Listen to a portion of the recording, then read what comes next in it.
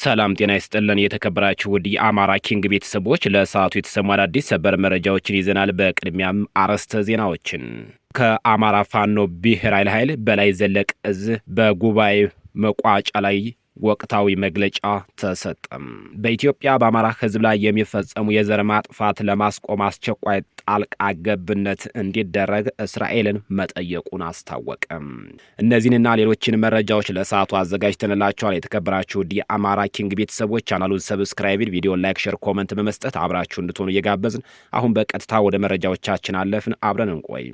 ከአማራ ፋኖ ብሔራዊ ኃይል በላይ ዘለቀ እዝ በጉባኤ መቋጫ ላይ የተሰጠ የአቋም መግለጫ። የአማራ ፋኖ ብሔራዊ ኃይል በላይ ዘለቀ እዝ ከመስከረም 23 ቀን 2018 ዓ.ም እስከ ጥቅምት 18 2018 ዓ.ም ዓመታዊ የሥራ አስፈጻሚ ጉባኤ አድርጓል። የጀመርነውን የህልውና ትግል ከያዝነው ነባራዊ እውነታ ባሻገር ብርቱ መረዳትን፣ ክህሎትና ልዩ ልዩ የትግል ስልት መንገዶችን መንደፍንም ጭምር አጥብቆ ይሻል። በውይይቱ ፖለቲካዊ አቅም ያድጋል። በውይይቱ የሐሳብ ልዩነቶች ይነገራሉ፣ ይታረቃሉ። በውይይቱ ጓዳዊ መስተጋብሮች ይዳብራሉ። በውይይት አዳዲስ አሰራሮች፣ መንገዶች ይቀየሳሉ። ከምንም በላይ ደግሞ ልዩ ልዩ ስልጠናዎች በጋራ መውሰድ፣ አንድም መስጠት የአረዳድ ልዩነቶችን ለማጥበብ ያግዛል። በዚህ መሰረትም የአማራ ፋኖ ብሔራዊ ኃይል በላይ ዘለቀ እዝ አመራሮች ለጋራ ትግል፣ ለጋራ ዓላማና ግብ በጋራ መምከርና መሰልጠን በማስፈለጉ ይህ ታሪካዊ ጉባኤ ተዘጋጅቶ በተሳካ መንገድ ተጠናቋል።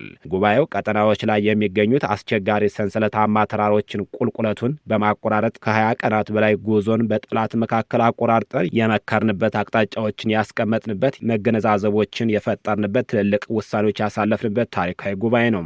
የዚህ ታሪካዊ ጉባኤ መሪ ቃል በድርጅታዊ ማዕከላዊነት የህልውና ትግላችን ዓላማ እናሳካለን በሚል ሲሆን ድርጅታዊ ማዕከላዊነት አሁን ላይ ያለውን የተበታተነ ኃይል፣ የተበታተነ ሀሳብ፣ የተበታተነ አደረጃጀት በአማራነት እሴት አንድም በአማራነት አስተሳሰብና በመታገያ ጉዳዮች አይለወጤ ነገር ጉዳይ አማካይነት የሚከናወኑ ቁልፍ እሳቤ ነው።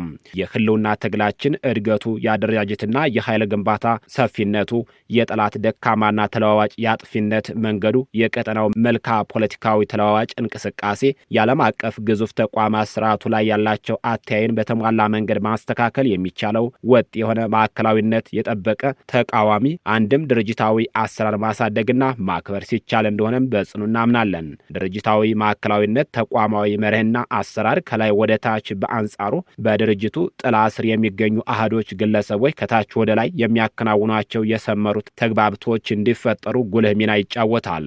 በዚህ ሂደት ውስጥ ድርጅታዊ አሰራር፣ ህግና ደንቦችን፣ ነባራዊ እውነት፣ ዘመን ዘለል ልሂቅነት፣ ዓለም አቀፍ አሰራርን ያማከለ ምክንያታዊነት፣ ለህዝብ ጥቅምና ለውል ዓላማ መስዋዕትነት ከፋይነት ማጠንጠኛ ቁልፍ ጉዳዮች ናቸው። ድርጅታዊ ማዕከላዊነት እኔነትን ይጠየፋል። በአንጻሩ በእኛነት፣ በአብሮነት፣ በአንድነትና በአንድ ተቋማዊ አሰራር ተገዥነት የሚጓዙት የአሰራር መሰረት ነው። ለዚህ መሰሉ አሰራር በላይ ዘለቀ እዝ የስራ አስፈጻሚ ጉባኤ አባላትና መላው የእዛችን የሰራዊቱ አመራሮችና አባላት የሚያምኑበት፣ የሚያሸንፍበትን፣ ጠላትን የሚነቅሉበት፣ የህዝባችን ዘለቄታም ህልውና የምናረጋግጥበት በማዕከላዊ አንድ አሰራርነት፣ አንድ አመራርነት፣ አንድ ግን የጋራ ውሳኔ ሰጭነት፣ የጋራ ጠላት ላይ ማበር መተባበርን፣ አንድ ተቋም መፍጠርን፣ በአማራነት አንድ መሆንነት ላይ ትኩረታችን፣ ውይይትን፣ ስልጠናችን ማድረግ ችለናል።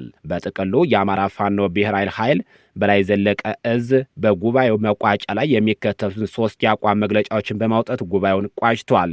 የአብይ አህመድ አረመኔው አገዛዝ ባለፉት 7 ዓመታት በመላው ሀገሪቱ አማራ ማንነት ያላቸውን አካላት ያለ አንዳች ምክንያት እንደ አውሬ እያደነ በጅምላ በአሰቃቂ ሁኔታ መግደሉ፣ ከቀያቸው ማፈናቀሉ፣ ሀብት ንብረታቸው ማውደም ገሃድ የወጣ ሀቅ ነው።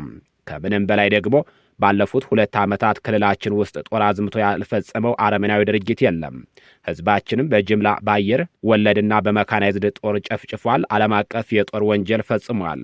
እንዲሁም ለማህበራዊ ምጣኔ ሀብትና ፖለቲካዊ ቀውስ ህዝባችን ዳርጎታል። በዚህም ስርዓታዊ አውዳሚነት ሂደት ውስጥ የፋኖ መካሽ ትግልና እንቅስቃሴ ባይኖር ኑሮ ግፍና መከራው በመቶዎች እጥፍ ሊጨምር በቻለ ነበረም። ስለሆነም በመንግስት ጭንብል የሚነገደው ይህ ወንጀል ስርዓት በአጭር ጊዜ እንዲወገድ የአማራ ፋኖ ብሔራዊ ኃይል ማዕከላዊነትን ጠብቀን የትግል መንገዳችን ስልታዊነት አድርገን ለመታገል ያለንን ጽኑ አቋም እንገልጻለን። የህልውና ትግላችን የገጠመውን የኃይል እጥረት ሳይሆን ያለንን ሰፊ ኃይል በአንድ አስተባብሮና አቀናጅቶ ጠላት ላይ አለመተባበር እንደሆነ የታመነ ጉዳይ ነው። ባለፉት 2 ዓመታት ውስጥ አጠገብ ካለ ወንድም ይልቅ ሩቅ ላለ አካል ከፍተን የሰጠነው ጆሮአችን ብዙ ዋጋ አስከፍለን የአንድ አማራዊ ማንነት ባለቤቶች ሆነን አንድ ጠላት ኑሮን አንድ አይነት ሞት ተደግሶልን እኛ ለምን አንድ መሆን ተሳንን ካልን ቁጭ ብለን መነጋገር አለመቻላችን ካልሆነ ሌላ ምክንያት የለንም። መለያየት ሞት ነው እንዳለው ባለቅኔው መለያየት ለተደገሰልን ስርዓታዊ የሞት ድግስ ራስን ማዘጋጀት ነው። መለያየት የህዝብን ሰቆቃ ማራዘሚያ መንገድና ጸረ ህዝብ ነው። መለያየት ልሂቃን ሳይሆን የዘመናችን ያላዋቂነት ጥግ ነው። መለያየት በድርጅታዊ ማዕከላዊነት አለመጓዝና ትልቁን ዓላማና ግብ መዘንጋት ነው። ስለሆነም ማሸነፊያ መንገዳችን የህዝብን እንባ ማበሻ መሐረባችን የተደበቀውን የተገለጠውን የጠላት አስራን ቅድም ማርከሻ ፍኖታችን በህልውና ትግላችን ስም በህዝብ ላይ የሚቀልዱ ባለግል ፍላጎት አጋች ሌባ ዘራፊና ተላላኪ ባንዳዎች ማጥሪያ ወንፊቶች አንድነት ብቻ ነው። ይህንን ቅዱስ ተግባር ለማከናወን ቁጭ ብሎ እውነትን፣ እውቀት፣ ፍጹም መተማመን ማዕከል አድርጎ መነጋገር መቻል እንደሆነም በጽኑ እናምናለን። ለዚህ ተግባራዊ ስራ ደግሞ የበላይ ዘለቀ እዝ እስከ መጨረሻው ድረስ ተጉዞ የማሸነፊያ ቁልፍ የሆነው አንድነት እንዲመጣ ያለንን ጽኑ አቋም እንገልጻለን። በአፍሪካውያን ብቻ ሳይሆን በመላው ዓለም ታፍራና ተከብራ የምትኖር ታላቅ ሀገር ኢትዮጵያ ፖለቲካዊ ተደማጭነቷ ታሪካዊ ልዕልና በማኮሰስ በውስጥ ዓለም አቀፍ የጦር ወንጀል እየፈጸመ በቀጠናው ሀገሪቱ ወደ ጦርነት አዙሪት ውስጥ ለማስገባ የተደረጉ ያለው ጦርነት ነጋሪት ጉሰማ አካሄድ የስርዓቱን የፖለቲካ ዲፕሎማሲያዊ ድህነት ፍንትው አድርገው የሚያሳይ ጉዳይ ነው። የምስራቅ አፍሪካ መልክዓ ምድር ፖለቲካ በየቀኑ መልኩንና ገጽታውን እየለዋወጠ የሚገኘው በግንባር ቀደምትነት በብልጽግና ተንኳሽ የፖለቲካ አካሄድ እንደሆነ ለማንም የተሰወረ አይደለም። ይህም የምስራቅ አፍሪካ ቀጠና በርካታ ተፈጥሮ ሀብቶች ያሉት የበርካታ ፖለቲካዊ ምጣኔ ሀብት፣ ማህበራዊና መሰል የባህል፣ የቋንቋ፣ የእምነት እንዲሁም የስነ ልቦና ተጋሪነት ያለው በመሆኑ አብሮ የመልማት ስነ ምህዳራዊ ተጋሪነት ተጠቃሚነት ያለው መሆኑን እንኳን የሚያስብበት ፖለቲካዊ መርህና ስሬት የሌለው የቀጠናው ሰረ ሰላም ኃይል መሆኑን በዓለም አደባባይ እብሪት ቡድን እስካልተወገደ ድረስ በውስጥም በቀጠናውም ሰላም እንዲመጣ እንታገላለን ሲል ባወጣው መግለጫ አስታውቋል። በኢትዮጵያ በአማራ ሕዝብ ላይ የሚፈጸመውን የዘር ማጥፋት ለማስቆም አስቸኳይ ጣልቃ ገብነት እንዲገባ እስራኤል ተጠየቀች።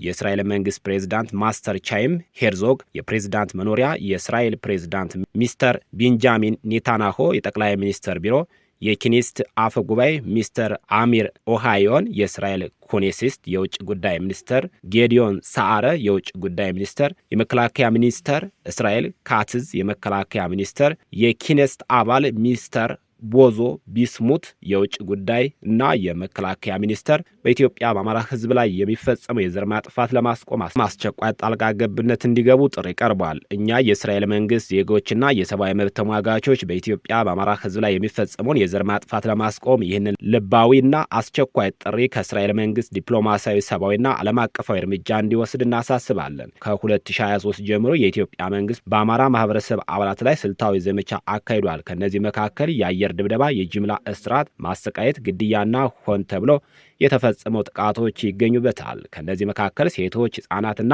አረጋዊ ይገኙበታል። ከዓለም አቀፍ የቀይ መስቀል ኮሚቴ የተገኙ ሰነዶች ጨምሮ በርካታ ሪፖርቶች የነዚህ ጭካኔ መጠን ያረጋግጣሉ። በጥቅምት 2025 ብቻ የኢትዮጵያ መንግስት ከ40 በላይ የድሮን ጥቃቶች በሲቪል መሰረተ ልማቶች ላይ ያነጣጠረ ሲሆን ሆስፒታሎችና የሕክምና ማዕከላትን ጨምሮ እነዚህ ጥቃቶች ነፍሰ ጡር ሴቶችን ጨምሮ በርካታ ንጹሐን ሲቪሎች ህይወት አጥቷል። እነዚህ አይነት ድርጊቶች የዓለም አቀፍ የሰብአዊ ህግንና መሰረታዊ የሰብአዊ መብቶች መርሆች በግልጽ የሚጠፉ ናቸው። ጭካኔያቸው በሲቪሎች ላይ ጉዳት ከማድረስ ባለፈ እጅ የሰጡ የአማራ ተጋዮች ለከባድ ስቃይና ለጭካኔ የተዳረጉ ናቸው። ከቅርብ ጊዜ ተጎጂዎች መካከል የ19 ዓመቷ ሴት ታጋይ ወይዘሮ ባለም ዋሴ እና ወይዘሮ ትዕግስት ወዳጄ ይመር በስቃይ አስክሬናቸው ረከስና በይፋ ተዋርደዋል። እንደ ዘገባዎች ከሆነ የወይዘሮ ዋሴ ቆዳ በጭካኔ በተቆረጠበት አካባቢ አማራ የሚል ንቅሳት ተቆርጧል። የአስፈሪ ድርጊት በአማራ ማህበረሰብ መካከል ፍርሃት ለመፍጠርና የዘር ጥላቻ በአደገኛ የረጅም ጊዜ ውጤቶች ለማቀጣጠር የታሰበ ነው። ከአማራ መካከል የተወጣጡ ታዋቂ የነጻነት ታጋዮች ቡድን የሆኑ የፋኖ እንቅስቃሴ ሲቪሎች ከእልቂትና ከስደት ለመጠበቅ በግድ ተነስቷል። አስቸጋሪ ሁኔታዎችን ቢኖሩም የፋኖ ታጋዮች በዓለም አቀፍ የሰብአዊነት ህግ መንፈስ ሲንቀሳቀስ ሲቪሎች እየጠበቀና እስረኞችን በሰብአዊነት ይንከባከባል።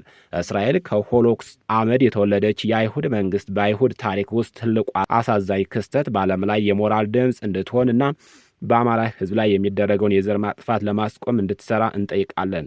እንደ ማንነታችን የተሳደደና የተገደለን ሕዝብ ታሪካችን ሌላ ሀገር በመነሻው ሊጠፋ ዝም እንዳንልል ያስገድደናል። ስለዚህም የእስራኤል መንግስት የኢትዮጵያ መንግስት በአማራ ሕዝብ ላይ የፈጸመውን ወንጀል በይፋ እንዲያወግዝ እንጠይቃለን። እስራኤል በአማራ ውስጥ በጦርነቱ ወንጀሎችና በሰው ልጆች ላይ የሚፈጸሙ ወንጀሎች ላይ ገለልተኛ ምርመራ እንዲደረግለት በዓለም አቀፍና በክልል ተቋማትና ማህበረሰቦች ውስጥ እርምጃ እንድትወስድ እንጠይቃለን ብሏል። የሲቪል ሰዎች ሕይወት ለመጠበቅ ፈጣን የሰብአዊና የዲፕሎማሲያዊ እርዳታ ግምት ውስጥ ማስገባትም እንደሚገባም ጠይቋል። የእስራኤል መንግስትና ተቋማቶች የሚፈልገውን እርምጃ የእስራኤል መንግስት የተመሰረተባቸው ሴቶች ፍትህ፣ ስነ ምግባርና የሰውን ሕይወት ጠበቃ ስም ነው። በዚህም መሰረት እርምጃ እንድትወስዱ እንጠይቃለን ሲል የአማራ አንድነት ማህበር በእስራኤል ይፋ አድርጓል።